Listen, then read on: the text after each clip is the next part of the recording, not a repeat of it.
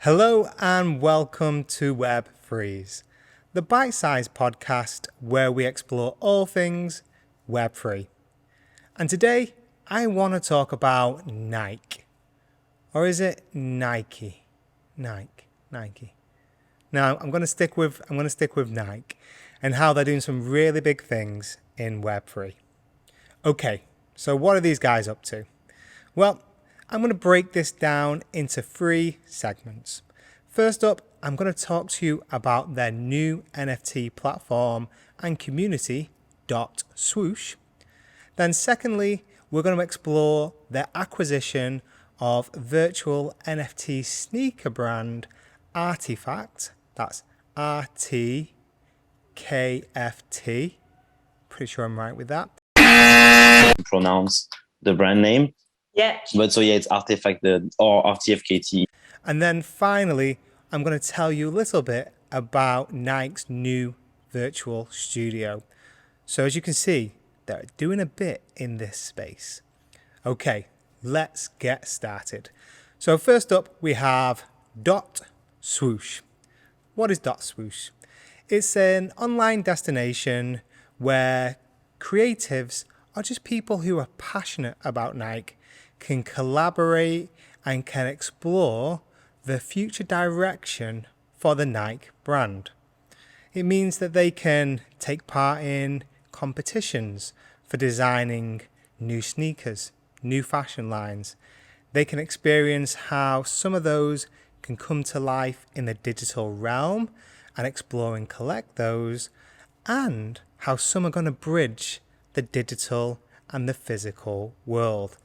So, to put it simply, you can see how Nike are going to bring the best of that virtual creative and bring that into limited collections of physical items, whether that be sneakers or fashion lines, in the real world.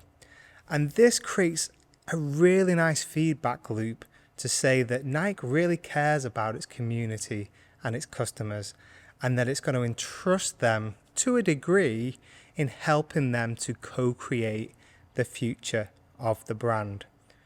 That's what I love about Web3. It's about community again. It's about making sure that we engage and we have conversations rather than just sell and tell stuff to our customer base. So I'm a big fan of the .swoosh platform, and you should check that out. To search .swoosh, or I think it's .swoosh.net or .com that you can visit. Secondly, we have Nike's recent acquisition of virtual NFT brand RTFKT. Now again, this is one of those brands that's so cool that they spell things however they want. So I believe the spelling is RTKFT, pronounced RTFKT. And they, before the acquisition, had some really big successes launching these cool virtual sneakers as NFTs that people across the world fell in love with. And so very quickly, Nike could see the potential to create a collaboration whereby, working with RTFKT, they could explore the way that the virtual take on sneakers could ultimately help evolve the real world of sneakers as well. And so they acquired the brand 18 months ago. And since then, they've been busy making sure that they can not just benefit from the NFT drops that RTFKT have done, but also collaborating on a project called Cryptokick IRL in real life, where if you purchased certain NFTs, you were then able to see them and purchase them in real life with the Cryptokick collection. It's an amazing example of how people are starting to bridge the digital and the physical world. And for me, when we look at the products, first of all, it looks like something out of Back to the Future. It's super cool, too cool for me to wear. But also I love the duality of how the in real life sneakers communicate with an app, so you can change up features on your sneakers. I think it's a really cool example of how Web3 and technology and consumer products can play really nice together to deliver really cool experiences and products. And then finally, I think joining those two components, we have Nike's recent addition to their portfolio of the virtual studios. And this really is dedicated to creating the next generation of virtual products and experiences. So it's building on those blocks of Swoosh and the Artifact brand, and then tying them together into connected experiences. An early example of this is the recent partnership that Nike announced with EA Sports. Now, EA Sports is what used to be known as FIFA, the computer football game. But ultimately, EA Games decided to drop the license arrangement with FIFA because, in essence, they were asking for too much money. And ultimately, they wanted to take control of their property. And so they've renamed it EA Sports. And I think this is a really cool collaboration because ultimately we're seeing, and again, I've got a 12-year-old son who spends most of his time in games like EA Sports, Fortnite, Roblox, Minecraft, where the virtual items you own and wear are just as important as the items you own in real life.